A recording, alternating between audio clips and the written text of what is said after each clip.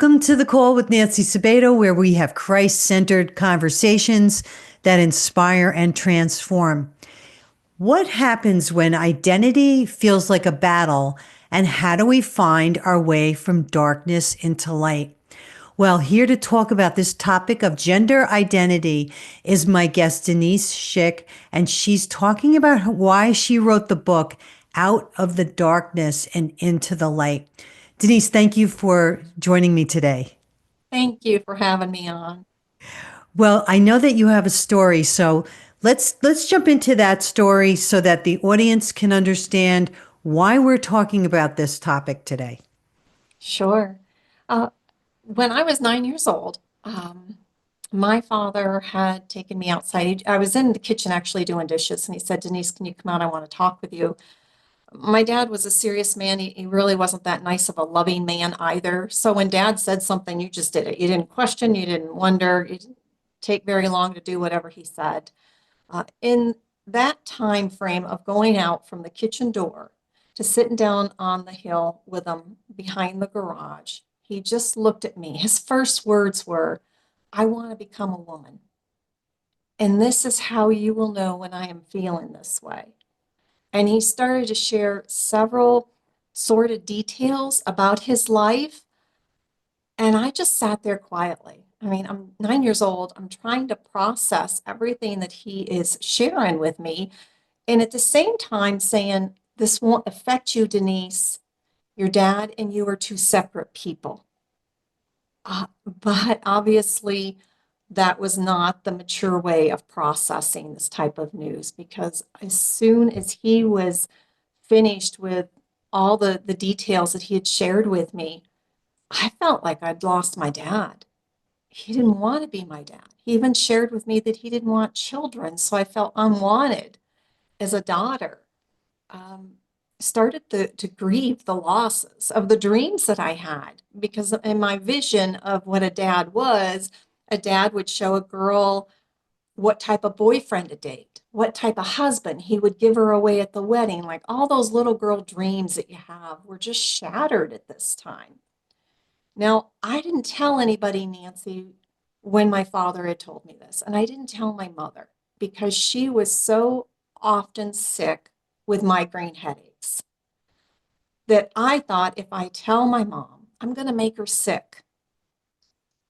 And I can't do that to her because mom's already dealing with this and she has no idea what dad had just shared with me. So I kept the secret.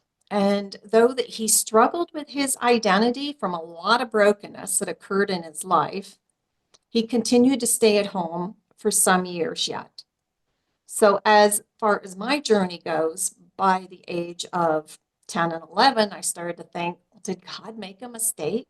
Was dad supposed to be a woman? And if God made a mistake and dad was supposed to be a woman, then how do you know, Denise, that you're supposed to be a girl? So having a couple years of really trying to discover who am I? What is the truth, right? And thank God that for some reason I started to gravitate towards questioning and saying, Denise, if you believe God made one mistake, how many more do you believe that he made? And that would make him not God of all possibilities, right? This is a God of error if I began to go down that road. So it was coming to understanding that, yes, you are a girl. These are circumstances. This was not God's plan for your dad to struggle to have the offenses done against him. And yet trying to still navigate that home. My heart for my dad was real. My love for him was real. But I'm trying to survive because my body started to mature. By 11 and 12 years old, I had men looking at me and noticing me. And my dad was becoming very jealous. He was very, very jealous of what my body was doing and developing.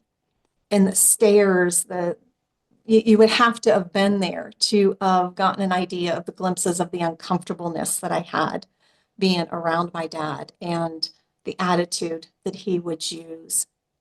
Well, by the time I was 13 and 14 years old, I discovered now that he had certain clothing of mine.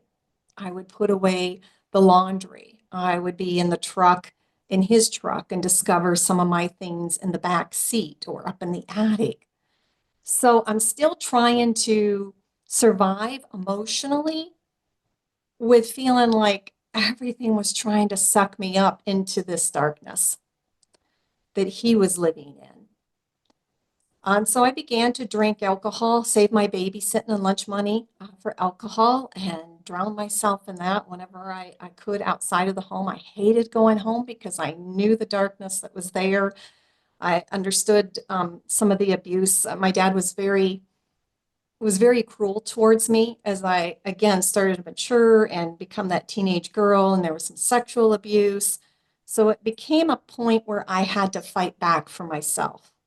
And that was reaching a certain amount of courage, I guess, because it's like if you slap me, if you do this one more time, I'm going to punch you back. It's just reaching the point like I'm done. I can't do any more than I'm doing. And yet again, I loved him through all this. I knew he was hurting, but it was killing me inside mentally and emotionally. And I would cry out to God countless days. I'd look out at the sky and I'd say, Lord, I don't know why this is happening to my family, but I know you're there with me. And so through all those years, it was just knowing that God was with me and he was my strength and he would be there. It wasn't his design for any of this harm, again, to come towards my dad or towards myself. The manipulation and everything with my mother, that's not God's plan for a family, for a marriage. So just trying to survive, my plan was I would go into the military. I was thinking that I had to take care of myself when I graduated from high school. Just suck it up, Denise. You have a couple more years to go. But I unexpectedly met a Christian man. Though that I was raised Catholic and Catholicism was my foundation, and I'm thank God for that because that's where I really believe that I had a faith in God. I knew he was real, even in questioning him earlier in my childhood. But I didn't have a personal relationship with him. And that brought a whole nother layer of hunger of needing truth, but wanting something bigger than everything else that was going on. So this particular boyfriend, Mark, was a Christian. And through our relationship, he began to, he was so calm and loving, something totally opposite of my dad that was drawing me in. And as I discovered, he had a relationship with Jesus and he bought me my first Bible. And I just devoured that. I mean, I would go home from high school and just soak it in. Lord, tell me what you say about what my dad's doing. Tell me about what it is that I need to know about you. And Nancy, the first scripture in seeking God in that way that he brought me to was Proverbs 3:5. Trust in the Lord your God with all your heart. And those words I clung to, I needed and would need for the years yet to come because again, my dad's still at home. Though that he is going out to the local bars with a red-headed wig and there's these behaviors going on. It's kind of like the family secret you have, it really isn't a family secret. When I was 18, a couple of months after high school graduation, I married Mark. Uh, and that was really big for me because I felt like you couldn't trust men. I couldn't trust anybody to take care of me because that wasn't being done at home. And yet, on my wedding day was also probably one of the most devastating days that I could recall because as I walked up to meet my dad in the church for my arm to go into his prior to walking up the aisle, he looked at me and he said, Denise, I wish it were me in that gown. And my heart just sunk and I thought, I can't believe you just said that. Mm, But I said, Denise, do what you've done so well. Put that smile on your face. Nobody else has to know. Nobody else has to know. You're really good about putting that smile on your face. mm, And so walking up the aisle with him was very difficult. He just had taken the day that was supposed to mean every little girl's dream come true. And I had to really focus on Mark, on our marriage vows, on all of that, instead of allowing that part to take over the beautiful Mhm. moment that it was. So it was 10 years after we were married where my father left my mother to pursue the identity as Becky. Mm. And that impacted me in a whole different way because, you're thinking, okay, is dad getting better? Maybe he's not. Maybe he's getting help. Mom and dad are still together. Like all these different scenarios that you play in your mind. Um, and so when we got the news that he was leaving her to go and transition, I experienced that grief all over again. At first, my dreams were taken, and I'm trying to process as a little girl, what does this mean? Dad wants to be a girl. How does this affect the family? But now he's leaving, right? Even though it almost seemed hopeless at that point because he's actually departing from the family. And that was the beginning of understanding what a deep, deep, dark depression felt like because I Mhm. didn't want to get out of bed. I couldn't move. At one point, I was actually looking down at my legs in bed and saying, you can put that foot down on the floor. And it seemed to take endless hours Mm. to get one leg down and then talk your other leg down. Then you're talking yourself to open up the door. So to understand what families, the difficulties that they have mentally, emotionally, when this news hits, it is devastating to them. So it was, actually a lot more things had happened in between there when dad had left, and you're hoping that he's going to come home. Every time I received a letter, there would be that false hope. He wants to come home, he wants to get help. And I just wasn't doing real well myself. And I'm trying to support my mother, my siblings. I'm the oldest of five. I was just crumbling. I had four small children as well. So it was a real balancing act that got out of balance real quick. And finally, the last letter that my dad sent to me, it was a card. I looked at the postmaster and I said, can you refuse this? I no longer could go on with those false hopes. It was destroying me. And so that was a boundary that I set up for myself because I had to get my life together here. One way or another, I had to get some strength, more than what I had been living in that point. Mhm. It would be 13 years later after he had left to and lived as Becky when my mother received the news that he had cancer and that he was going into hospice. There wouldn't be any hope uh, with treatments for him. And through those years, my unforgiveness, somebody does something and you think you've forgiven them, but then that hurt and that pain comes back that still hasn't been healed. And I think, no, I'm not forgiving you. I want that back. Like I owned some kind of power over him by thinking that I'm holding on to this grudge. And it was destroying, it was poisoning me. Because at that point, 13 years later, I realized my heart was hard. When I have told pastors, you couldn't have cracked it with an axe, I am very sincere. My heart was stone cold towards Mm. my dad. And so I realized I'd never really let go and forgiven him, as God tells us to do.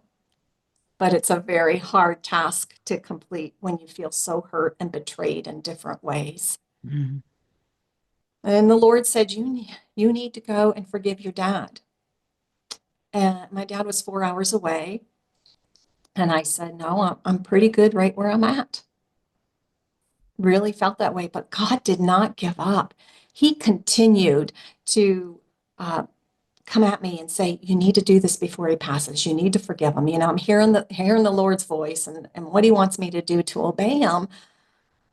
But it took a couple weeks until he had actually worn me down. I said, okay, I will go, and working on my own feelings up until that point. And Nancy, the difficult thing of going to see somebody that's transitioned, especially when the years have gone by, you don't know what they look like. You don't know what's going to happen. And I asked my mother, who was still had some contact with him, obviously, not to let him know. And it wasn't to trick him. I was trying to get the courage to do this, to go and visit him and to see him. And I went to knock on the door, on his door. My brother had come with me. My husband was working out of town. And my dad didn't come to the door. And honestly, I thought, oh, great. Lord, I did what you asked. He didn't come to the door. He's not home. That's not my fault. I was obedient to you. But my brother said, Denise, knock one more time. And when I knocked that time and I seen my dad come towards the front door, I could see a figure. And all I said to myself at that time is, look at his eyes, Denise. Nobody can change their eyes. You look into his eyes and forget everything else that you see. And that helped me to hold it together because I wasn't looking at the hairstyle, the jewelry, the dress, what his home looked like. I could focus on him. And that was a very difficult time, a very difficult visit. I was very concerned unexpectedly for his own salvation. Where was he? There was a lot that was shared. It would take us a long time to go into that particular visit. But the important thing is when I had finished that visit, completed it, and I got in my brother's car and I thought, did what you asked, Lord, I'm done. I had no idea what God was doing because he started to just swell my heart for my dad. No longer being that 9-year-old girl, but now a 28-year-old adult. It's time that you understand at this age, Denise. It's time. And so I did a lot of research with aunts, great aunts, trying to figure out the family dynamics. But more importantly, the Lord called into my heart where I was calling my dad all the time. How are you feeling? I mean, I'm just being amazed in this process because that is not the heart I had prior. To go and to visit him when he went into hospice in the hospital. My mother, my brothers, everybody except for my one brother that's a recovered alcoholic. And he just knew that it wasn't a place that he could go. He just was not able to do that emotionally and mentally. But the rest of us surrounded him. And in those visits at the hospitals, when his LGBT friends were there, and trying to keep my focus again on my dad, not on everything else that was going on in the room or what somebody else was saying. When the medical staff, or at one point, one of his friends had said, Becky, she, I would say, you mean him? You mean my dad? You mean Harold?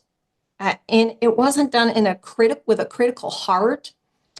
It was honestly done out of my care for him to be reminded he's on his deathbed, basically. And I wanted him to remember who he really was, the power that he has, if he's a child of the Lord. I was more concerned about his eternity, not him being comfortable and feeling good in the moment of where he was. Unfortunately, the last visit that Mark and I had with my dad, we walked in and he was in a coma. And that was very difficult because as family members, we're looking for the perfect Bible verse, something that's the light bulb's going to go on. And I was being so careful not to bat him over the head with the Bible because as far as he was concerned, his LGBT church was it. It was a Bible church. But in that time frame of walking in, and I thought, Lord, I don't know if it matters. I don't know if he can hear me, but by golly, I'm going to take a chance. So as Mark sat by the window and I sat by his bedside, I read those scriptures. And I prayed, Lord, let his ears hear. Let his heart receive what I am saying. And Nancy, I began to hold his hand.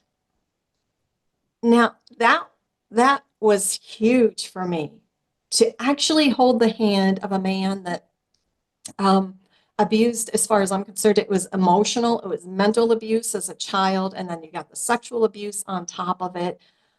And my heart was melding for him. And I noticed that his body was growing cold. And so I'm rubbing his arm, trying to keep him warm, putting the blankets up around him as much as I can, waiting for my brother and my sister and their spouses to come before Mark and I left because we didn't want to leave him alone. When they arrived, Mark went out of the room. and gave me a few minutes with my dad. And this is the most priceless gift that I have, is this memory. Because as I bent over to kiss him on the forehead and lifted my head upward, I thought, Lord, your grace is amazing. I had completely forgiven my dad. I had been with him to shower him with love, to offer him truth, to listen to his plea, his cries, and to see the tears come down his cheeks, and to know that this man had said, this life, me and being as a woman, did not fulfill me as I thought that it would.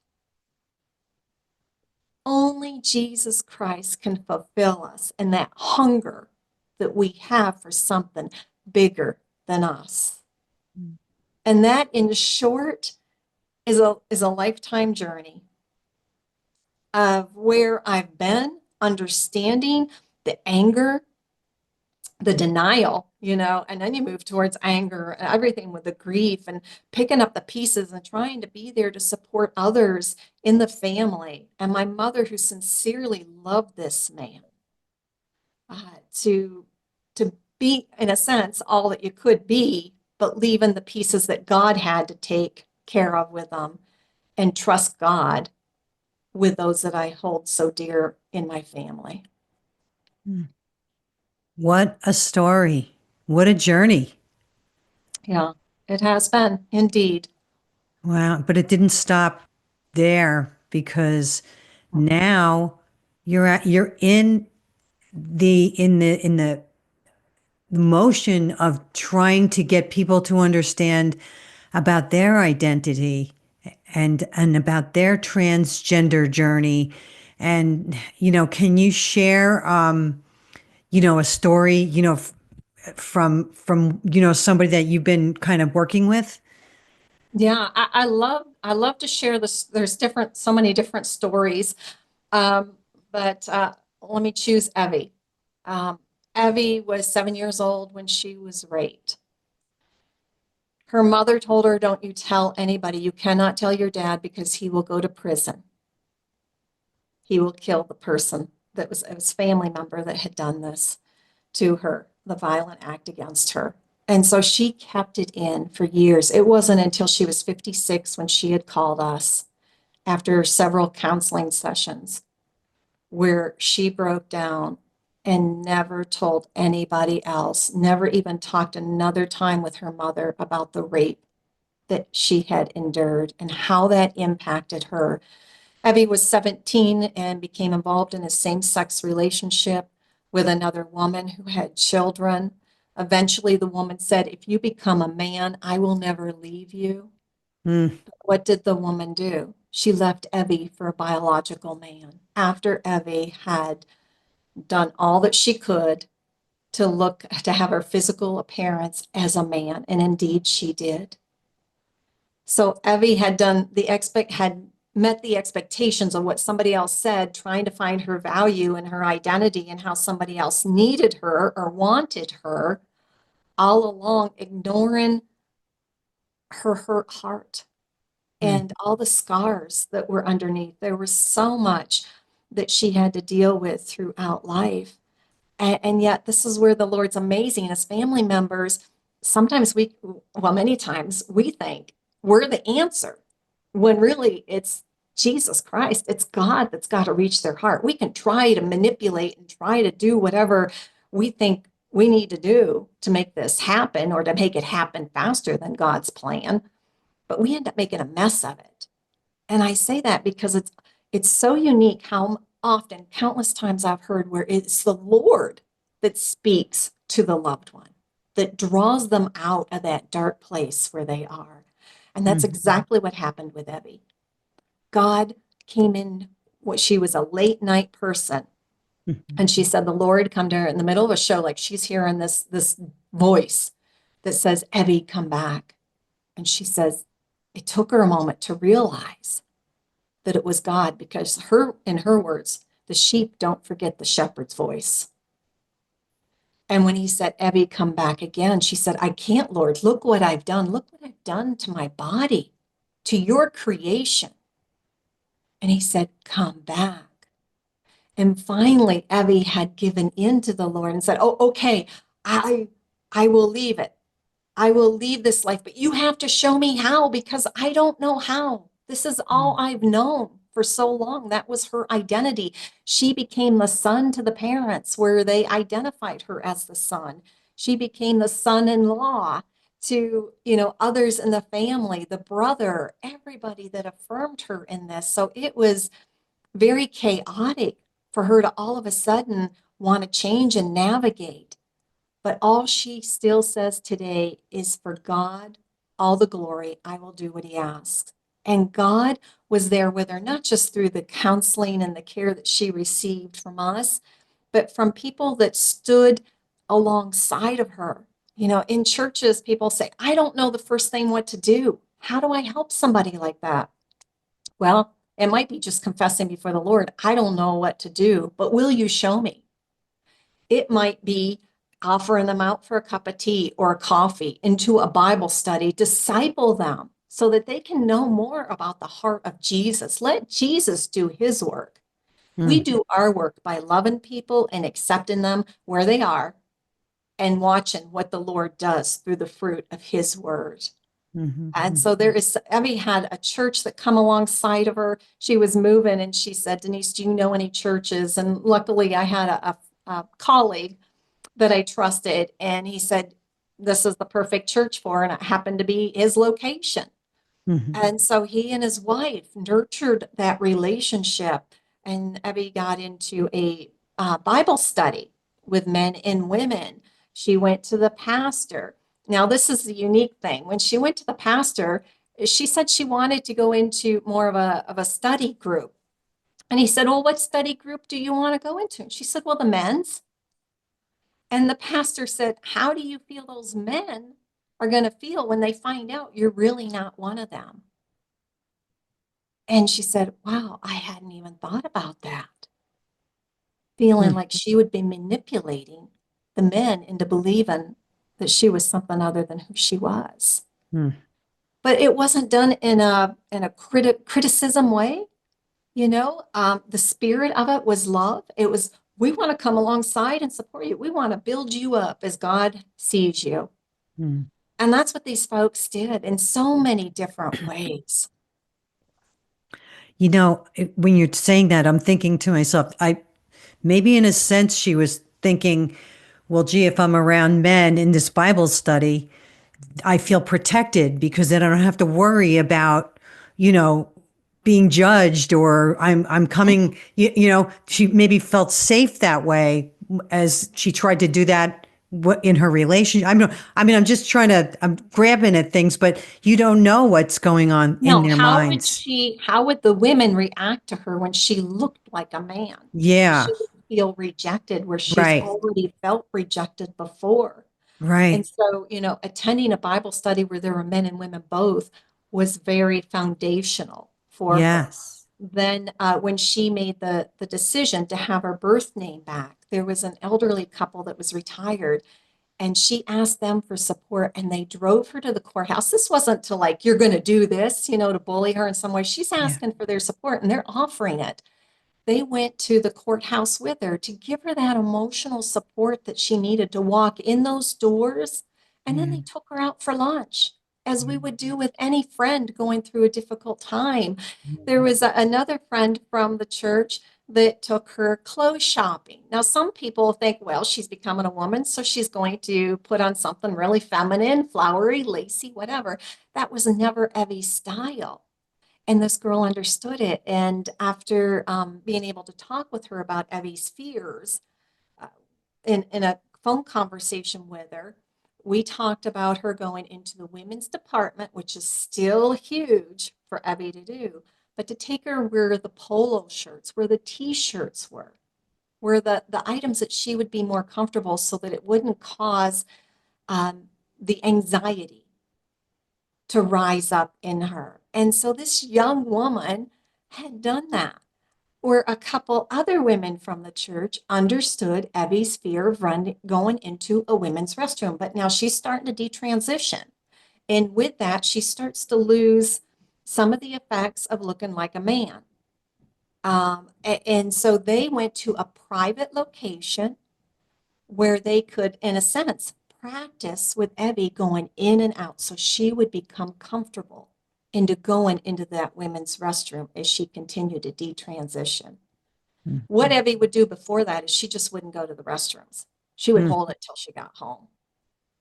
And so all of this is just like a beautiful flower, right? Of how the church can come alongside of Mm-hmm. people. You don't have to have a PhD degree in transgenderism to come alongside and love somebody right where they're at Yeah. and to help disciple them.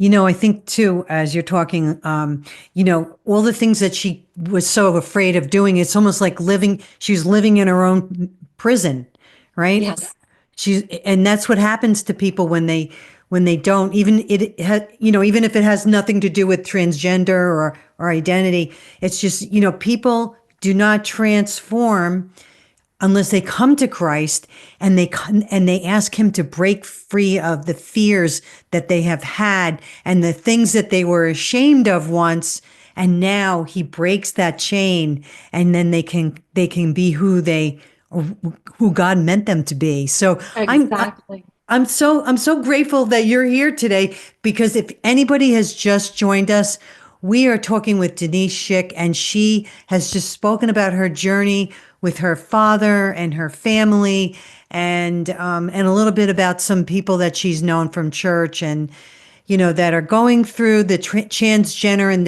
the gender identity crisis. So, Denise, let's shift a little bit, because I do want to talk a little bit about, how about the parents that are allowing the children now to become this transgender type personality or whatever, wherever they're going.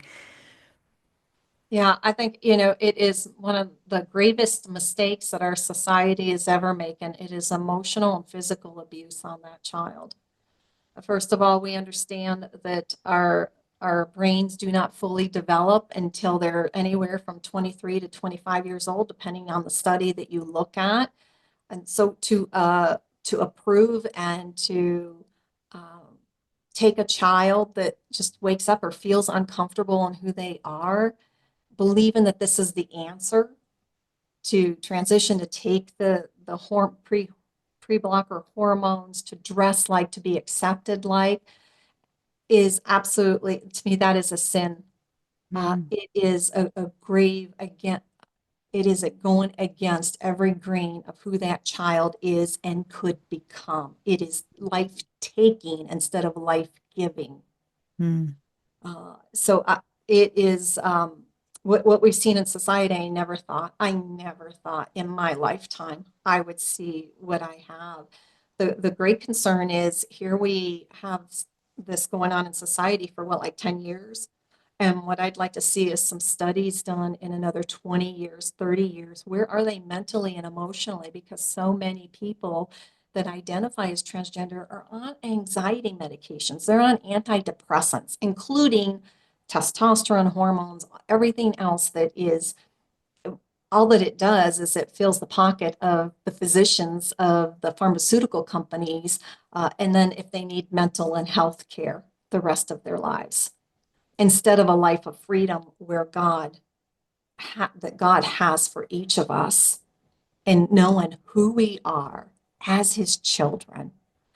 I think it's important also to realize that I consider this the greatest spiritual battle in our time, because the enemy is after to destroy, destruct men and women, God's creation, knowing that he's really getting at God by using people, mm, using his very creation.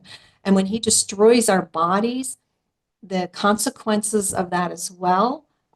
In families, when this problem arises, the conflicts in a marriage, when you've got a dad that maybe is okay with what his son or daughter's doing and the mom isn't, the mental distress that is happening to everybody involved, the divorces that have occurred, the children that feel like they have been left out like a baggage of garbage because their dad or mom doesn't want them anymore. Their new life is now with a partner while they're transitioning, or they just leave to transition, leaving particularly the mother home to take care of the children. Mm. Well, it makes me think about, I believe it's California where the kids are allowed to make that decision on their own without parental, consent. And so, you know, you see people, you know, maybe their hands are up. Well, what do you say to parents that are, oh, my kid is now wanting to transition? How do you counsel that? Now, I think it's important for parents to look at what can you do, so to feel empowered.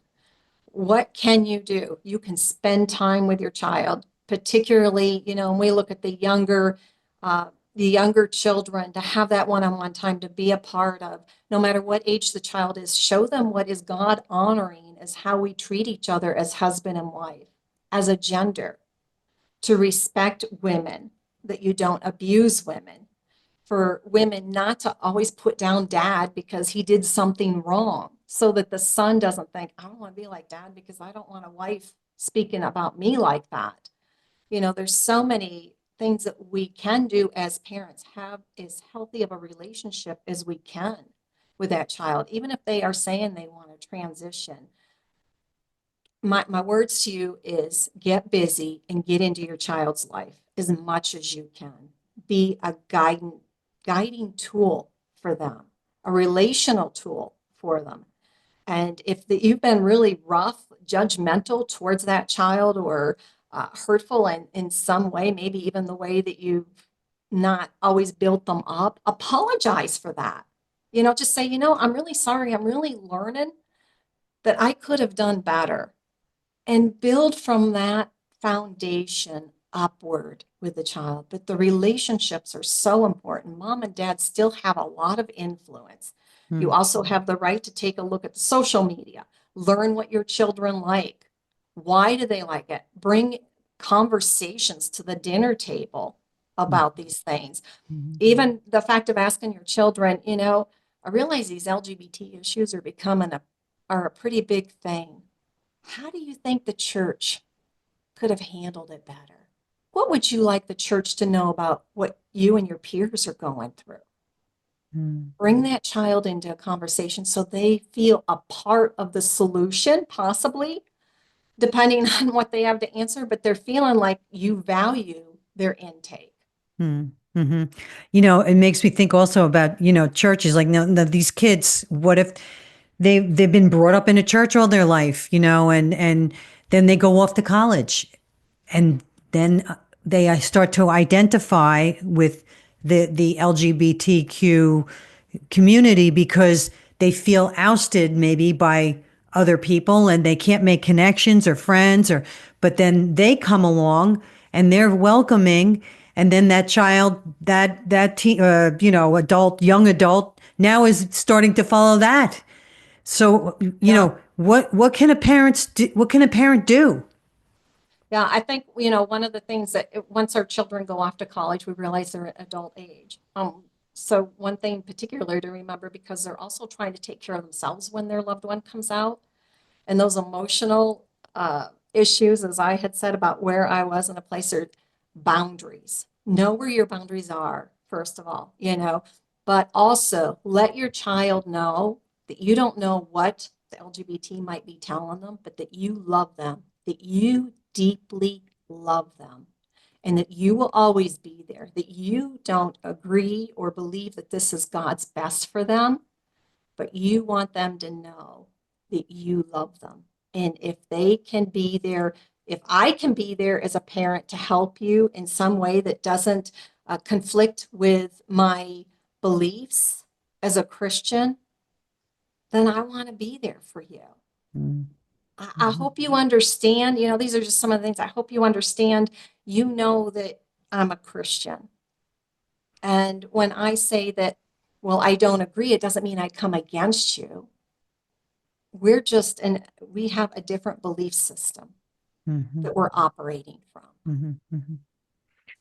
Yes. And, also I'm thinking about the ones that are sitting at, maybe, LGBTQ, or sitting in churches, and people are saying, well, why are they here? I mean, Why is the church allowing them here? How do you talk? How do you speak into that?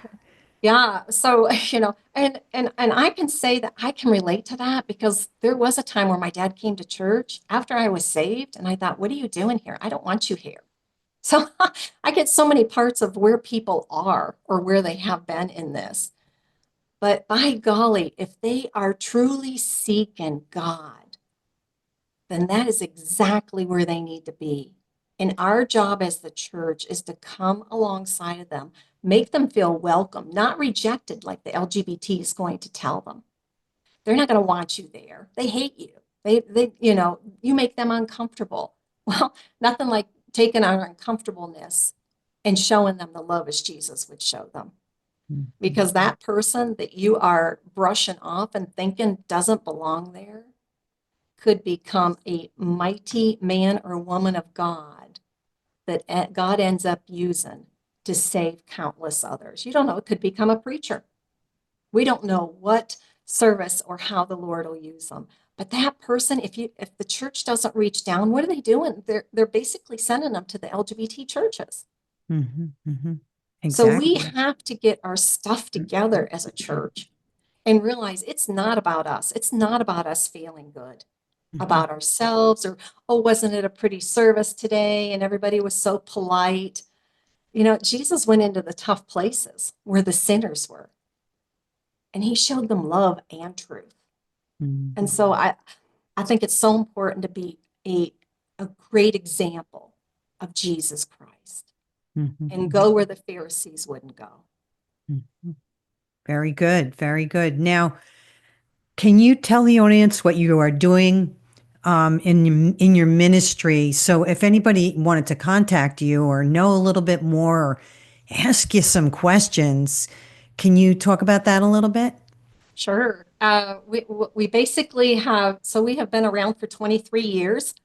And when I say be around, we've been around to support families in different ways. For instance, we have annual conferences. This coming up November, we will be in Clearwater, Florida. Family conferences to lift people up. We have support groups, Zoom support groups. Some are in-person support groups as well. Blogs. There are podcasts that they can go to on our website just to hear. Podcasts are basically to hear other people's stories and journeys and to encourage them through the Word of God that each guest leaves them with. We also offer biblical counseling and life coaching sessions. It's coming alongside of the family, seeing what the need is and how can we come alongside and support them and to build them up in a time where Satan is trying to isolate them and keep them in the closet. Because we as family members, we don't get any healing when we stay in the closet. We have to come out fighting. We have to come out and see this for what it is and fight for our loved ones, just as the college students you spoke of, where parents can feel so powerless. No, you feel powerful because you have the power to pray. And that is the mightiest thing that we can do for anybody that's caught up in this deception. Well, you can find out more about Denise and other biblically based books that help families navigate through questions at helpforfamilies.com. And again, this is her book, Out of Darkness into the Light, Winning the Battle of Gender Identity. And Denise, what would you like to leave my audience with today? I would love for them to consider the verse that the Lord had given me when I was 16 years old. Proverbs 3:5. Trust in the Lord your God with all your heart. That means every ounce of your being, not just here, Lord, I'm going to trust you with this piece or maybe a little bit of that, but you are completely giving him your heart and you are trusting him with it 150%. Thanks for tuning in. I hope you enjoyed this interview with Denise Shick. I'd love to hear your thoughts. Drop a comment below. Don't forget to like and subscribe and share. For more Christ centered conversations, visit the call with nancysabato.com. Until next time, all glory and honor to King Jesus.